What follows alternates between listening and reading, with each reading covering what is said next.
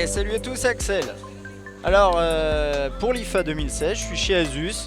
Puis ils ont annoncé une smartwatch, ils ont annoncé des PC.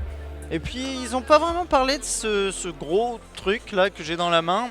Qui s'appelle le Zenfone 3 Ultra. Alors en fait c'est parce que c'est un produit qui avait été visiblement dévoilé pour d'autres marchés et qu'on n'avait jamais vu en Europe.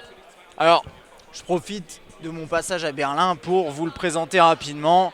Non pas qu'il me séduise particulièrement parce qu'un format comme ça je trouve ça assez fou. Et vous me direz ce que vous en pensez. D'ailleurs, en termes de format, qu'est-ce qu'on a? C'est quand même un écran de 6,8 pouces.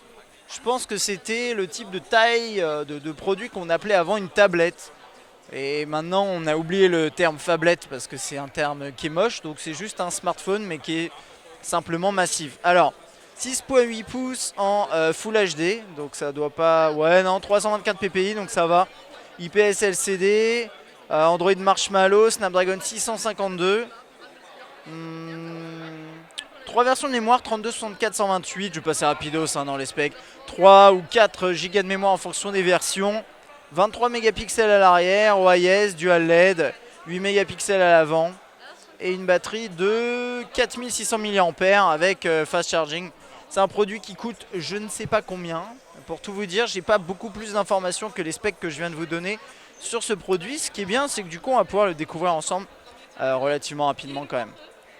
Donc, comme je vous disais, un très très grand design. Ça se manipule à deux mains limite, avec les démos là qui sont assez saoulantes. Caméra frontale, les capteurs classiques. On-off verrouillé, déverrouillé. Là, on doit avoir la SIM et la micro SD. Je suis juste sur le côté ici. Alors, on est en USB type C, soit double haut-parleur, soit juste micro d'un côté. Et vous voyez rien, je ne suis pas sûr. Bref, vous imaginez un peu le bordel, je pense. Oui, peut-être pas. Et donc on est en alu brossé avec des chanfreins. Et c'est pas mal du tout. Enfin c'est pas mal, c'est pas moche. Mais c'est juste très grand. Et la plaque arrière est complètement plate. Ce qui est assez intéressant. Et là on a une touche à l'arrière. Alors je sais plus comment Asus appelle ça. Est-ce qu'il y a un nom ou quoi? Mais là en l'occurrence ça sert à gérer le volume. Juste le volume. Voilà, juste à l'arrière ici. L'appareil photo qui est là. Mention Zenfone, hein, bien sûr. Puis après, dans l'interface, on va pas forcément s'éterniser dedans. On a cette surcouche là qui est peut-être même pas définitive. Donc c'est pour ça que je dis c'est pas forcément très très important. Mais regardez, c'est assez sympa quand même tous ces éléments là. Donc on voit bien qu'ils ont conscience du fait que l'écran est grand. Du coup cette zone là elle fait pas toute la largeur. D'ailleurs je vais baisser encore un peu la luminosité. Voilà. On peut regarder quand même 2-3 écrans, histoire de... Ouh, Eva, salut. Je sais pas ce que c'est. Voilà.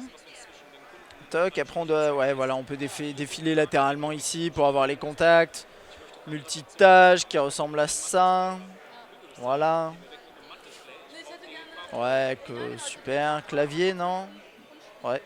Regardez à quoi ressemble le clavier. À ça. Bien sûr, hein, vous avez la place hein, pour taper. Ça, c'est... Ça me paraît évident, c'est surtout après niveau consommation de médias, regarder un film là-dessus effectivement c'est pas mal quoi. Pareil photo qui semble rapide, bon l'interface hein, on va pas... Vous avez un mode manuel, un mode HDR Pro, ouh. Oui ça c'est un classique de chez, il me semble sur ouais, d'autres produits Zenfone on a ce type d'interface. Bon des petites applications préinstallées, Audio Wizard qui a l'air d'être un... En fait, non, c'est des... Oui, c'est des settings prédéfinis en fonction de ce que vous faites, a priori. Power and Boost, ça doit être une application pour... aller où? Elle était sur l'accueil. Pour faire de l'optimisation du smartphone. Je sais pas ce que c'est ça. Une règle. Ah. Je sais pas. Voilà, il y a des applications, il va falloir tester ça. Ça permet de calculer la distance entre plusieurs points grâce, a priori, au laser qui est à l'arrière.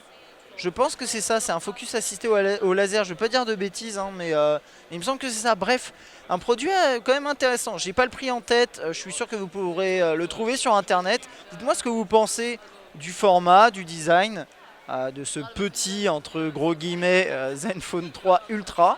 Moi je vous dis à bientôt.